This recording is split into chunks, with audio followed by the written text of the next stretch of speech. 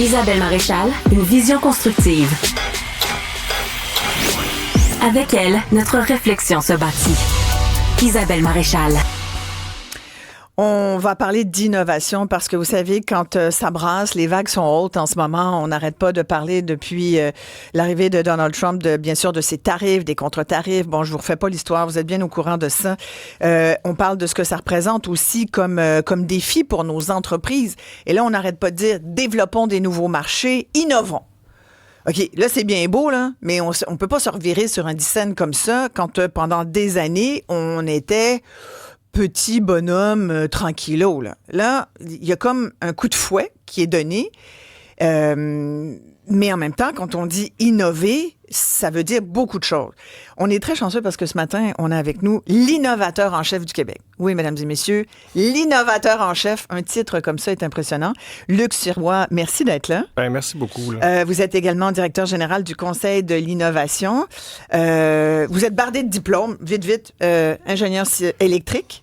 Vous êtes même... vous avez même été chercher un MBA à Harvard à Boston, aux États-Unis. Oui. Vous avez un doctorat de l'Université de Strasbourg, capitale européenne, vous me disiez, en gestion de l'innovation. Ben oui. Donc, tout ça fait de vous le leader de l'innovation au Québec. Mais innover, ça veut dire quoi, Luc? Juste pour que tout le monde soit au courant de quoi on parle exactement quand on parle d'innovation. Je suis tellement content de me poser cette question-là parce que innover, là, c'est un mot qui...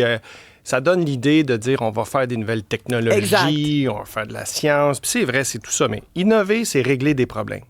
Quand on voit dans son quotidien quelque chose qui ne marche pas, puis qu'on décide de régler ça une fois pour toutes, c'est ça, innover. Mm-hmm. Quand on voit que chez nos clients ou nos bénéficiaires, ils ont un besoin, un problème qui n'est pas réglé, puis qu'on leur amène une nouvelle solution, c'est ça, innover. Innover, ça amène... une façon, d'un fois, c'est de créer de la richesse. Une entreprise qui innove va pouvoir vendre ses produits plus chers ou elle va pouvoir utiliser des technologies qui vont faire que ça va lui coûter moins cher. Et l'entreprise va créer de la richesse qui peut augmenter les salaires, qui peut après ça amener des munitions pour mieux se défendre quand les choses vont mal, et qui peut faire qu'on est distinctif quand on va sur des marchés étrangers. Si on vend la même affaire que tout le monde, on n'a pas d'unicité, on n'a pas de distinctivité. Non. Mais quand on amène des bonnes idées, des bonnes solutions, des choses nouvelles qui nous distinguent, là, on est capable de se faire une place dans les marchés internationaux. Où est-ce qu'on se situe aujourd'hui au Québec là, en matière d'innovation? Oui, vous l'avez bien dit. Là, on est en train de se rattraper. Au Québec, c'était drôle de la façon dont vous l'avez dit. Positive. Oui, parce que... on est en train de se rattraper. Moi, ça me fait bien de la peine parce que quand j'ai regardé les données pour réaliser quand je suis devenu innovateur en chef, parce que tu sais, au Québec, on est chanceux, on a une culture d'entrepreneuriat, on est créatif. Mais quand on regarde les données, tranquillement, comme vous avez dit, on s'est un peu assis sur nos lauriers avec le temps.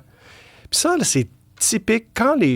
J'ai demandé à tous les experts du monde. J'ai demandé aux grands chefs de l'OCDE, j'ai demandé aux grands de ce monde, comment ça qu'au Québec, on a tellement de bon monde, mais on arrive à moins performer? Puis je pense que la réponse, c'est parce que ça va tellement bien. Quand ça va bien, quand les choses vont bien, quand on est confortable, on n'a pas besoin de se dépasser. Mais quand vous disiez ce matin, je vous écoutais, là, quand les consommateurs arrivent à l'épicerie, puis là, tabarnouche, là, les choses coûtent énormément plus cher. Oh, là, on doit changer nos habitudes. Là, on doit trouver des nouvelles façons de cuisiner, de préparer, de faire ses achats, de préparer des... Il faut innover. Exact, dans la vraie vie. Ouais. Puis c'est quand ça va mal que là, on innove. Moi, j'ai fait le tour du Québec.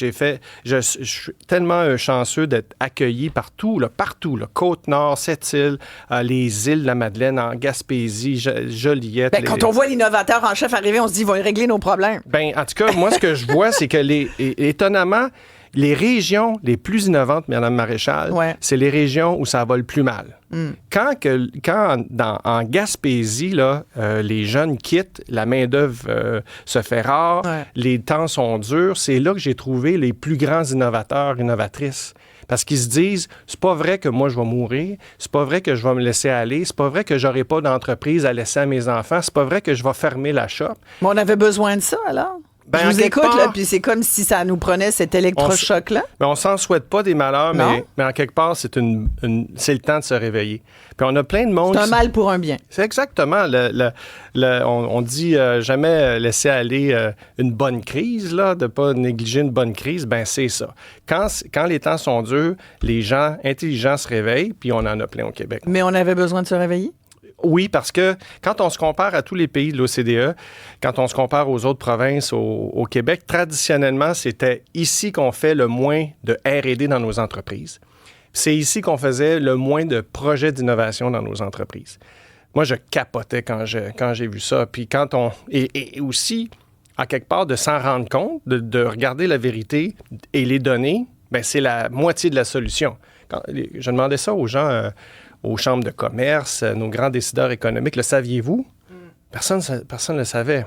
Mais quand on le voit, capable de faire quelque chose.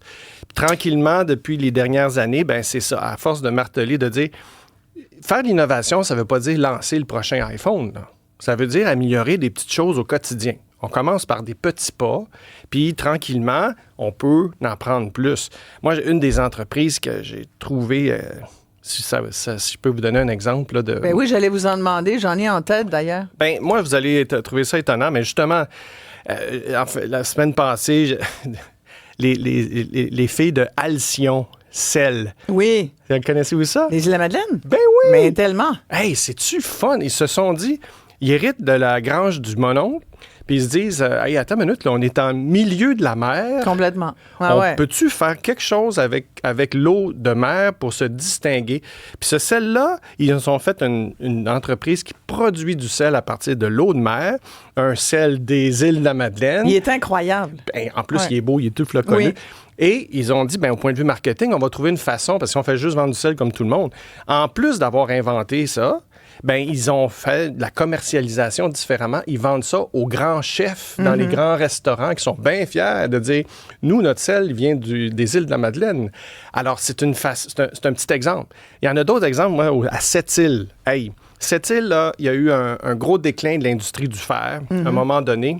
Puis toutes les machine shops, toutes les... comment on dit ça en français? Les ateliers d'usinage... Ouais. Il y a un atelier d'usinage versus un autre, couper du métal, faire des barres de fer, c'est toute la même chose. Il y en a un, ils se sont dit, c'est devenu l'entreprise Métal 7, hey, on va mourir, là, si nos clients nous fournissent plus notre atelier versus un autre, on va tous mourir. Fait que là, ils se sont dit, hey, nos clients ont besoin de tamis. Les tamis qui font le filtrage des boulettes de fer, à un moment donné, se brisent et puis sont pas réparables. Donc, ils ont fait des tamis? Ils ont fait des tamis. Ils ont pris une technologie de l'aérospatiale. Ils ont couvert les tamis d'une substance hyper résistante.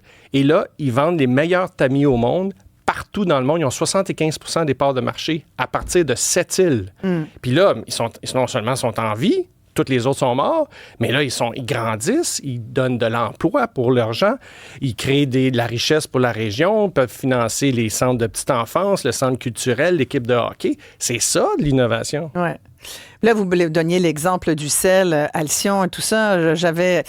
Nous, chaque semaine, ici, à cette émission, on met en lumière des entreprises québécoises, là, puisqu'on a décidé là, de faire connaître nos produits locaux. Bravo. Mais on se rend vite compte aussi qu'on reste quand même... C'est difficile de développer des marchés internationaux. C'est difficile aussi d'innover tout seul quand tu es soit dans ton sous-sol, toi dans ton champ de patates ou ton sel aux Îles-de-la-Madeleine. Sortir du terroir, sortir du marché local, développer des nouveaux marchés, parce qu'on nous dit que ça va être ça l'avenir aussi, parce qu'on n'est pas assez nombreux. Fait qu'il faut agir sur ces terrains-là. Et on sait aussi que ça passe par une recherche, la recherche scientifique. J'avais d'ailleurs à ce siège, il y a quelques semaines, le scientifique en chef que vous connaissez bien. Oui, vous devez partager des bureaux avec Rémi Quirion. Les gars en chef. Oui, on a le trio avec Bichonneau, notre chef investisseur. L'investisseur en chef, lui, ça sera mon prochain. Et elle, c'est une femme, une grande femme d'affaires extraordinaire. Mais donc, et c'est pareil, les milieux scientifiques comme les milieux professoraux. Puis là, ces derniers jours, je veux vraiment vous entendre là-dessus, Luc Sirois, parce que, puis on a un extrait d'ailleurs de J.D. Vance, le vice-président des États-Unis, qui parle de la recherche, des professeurs, de l'éducation plus largement. On a vu aux États-Unis dernièrement, là, il y a même des profs, puis vous me racontiez, je sais que vous avez une histoire personnelle là-dessus, des gens d'ici qui se disent, ben nous, on va se faire couper nos recherches. Les Canadiens, d'abord, sont suspects aux yeux des États-Unis, mais aux yeux de la présidence américaine, toute personne qui détient du savoir devient un danger public. Écoutez ça, les amis, ça vaut la peine. C'est en anglais, évidemment, c'est J.D. Vance. On va vous le traduire, puis on en parle avec l'innovateur en chef. We have to honestly and aggressively attack the universities in this country. Ladies and gentlemen, the universities do not pursue knowledge and truth. They pursue deceit and lies, and it's time to be honest about that fact. And there is a wisdom in what Richard Nixon said. He said, and I quote, "The professors are the enemy." C'est terrible.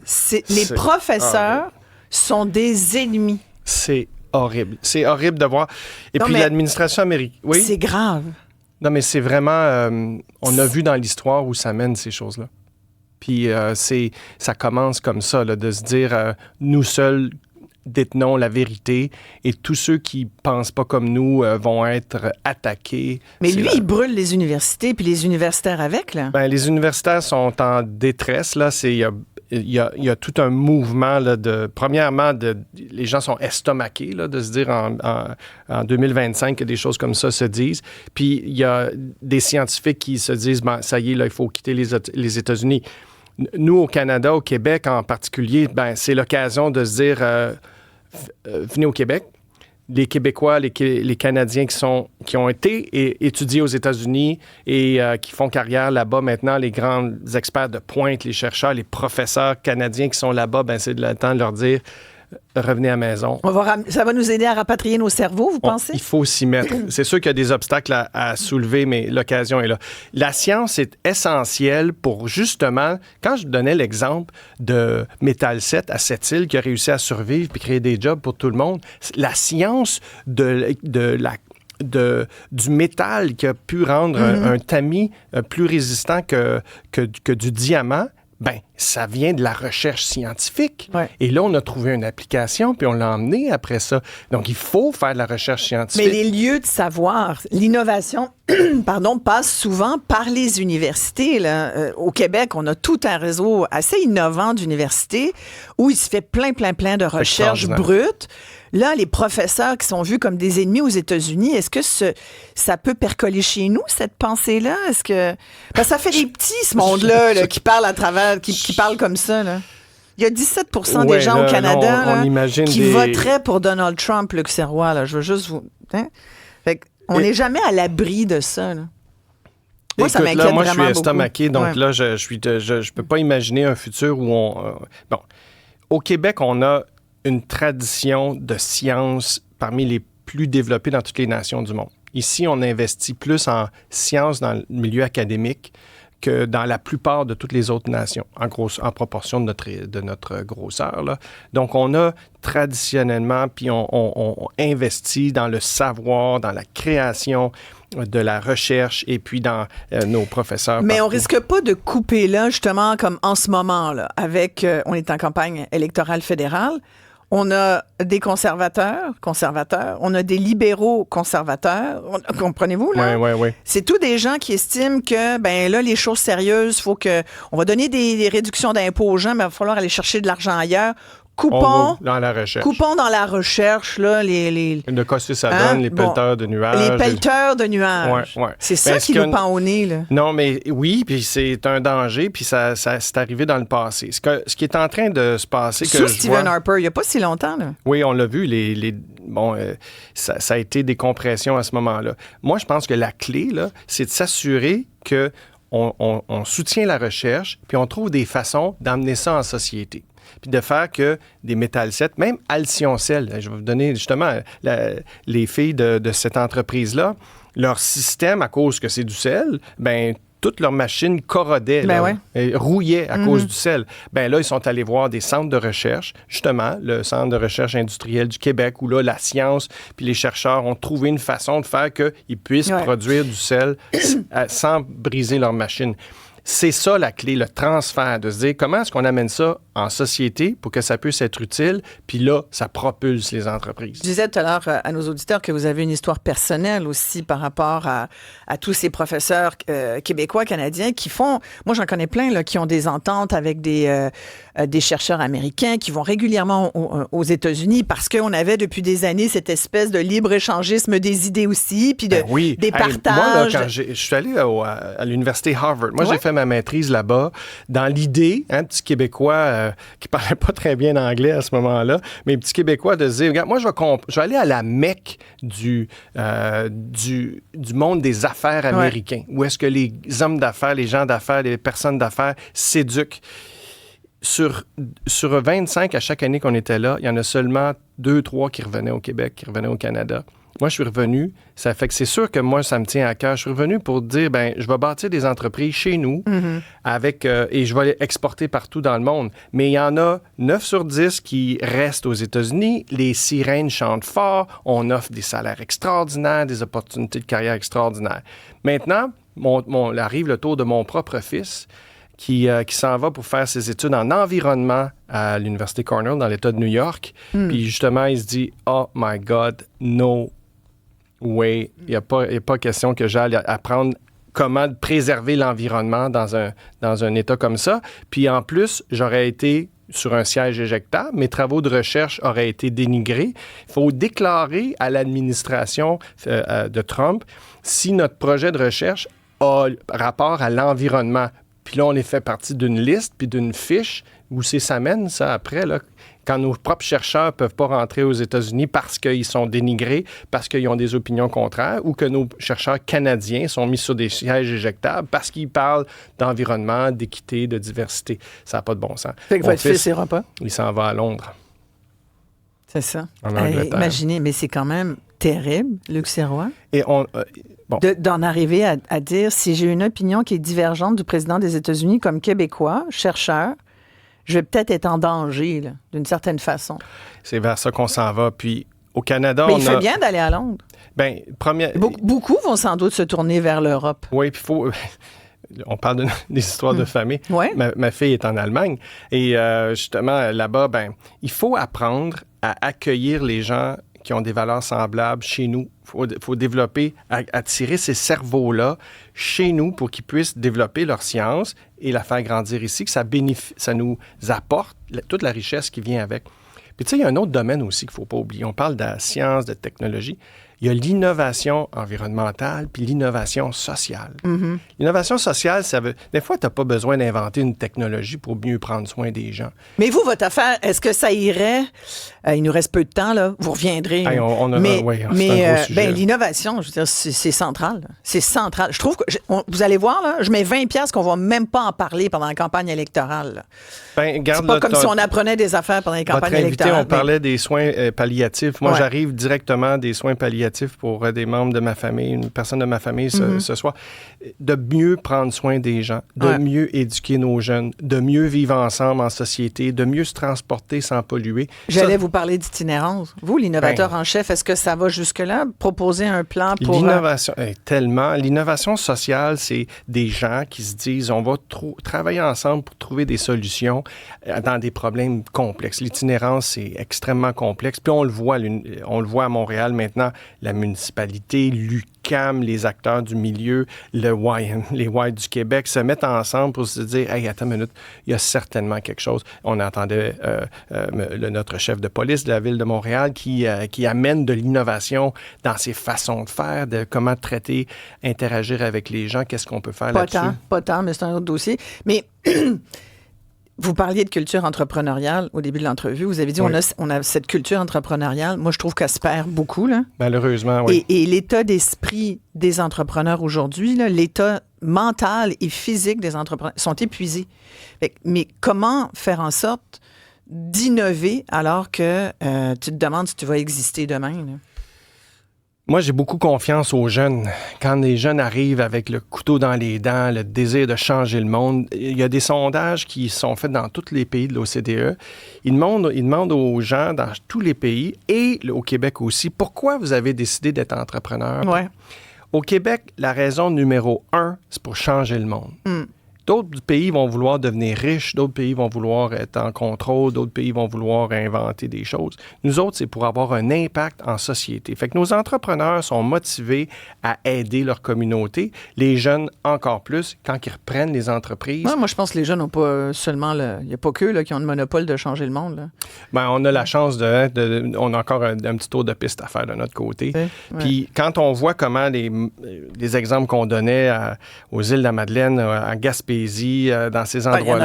Il y en a plein. C'est des Mais il faut gens... les aider aussi. Moi, j'en connais beaucoup d'entrepreneurs, puis ils veulent qu'on les aide. Là. Savais-tu qu'au Québec... Saviez-vous, je m'excuse, qu'au savais-tu, c'est bien Québec... correct. Au Québec, on a le plus grand nombre de programmes et de dollars de subventions et d'aides aux entreprises qui existent partout au Canada, puis je dirais peut-être même dans le monde. Oui, il y en a qui disent que c'est trop. Ouais. Oui, il y en a beaucoup. On a des conseillers maintenant pour être capables, des conseillers en innovation du Québec, pour démêler les entreprises, pour trouver les bonnes aides.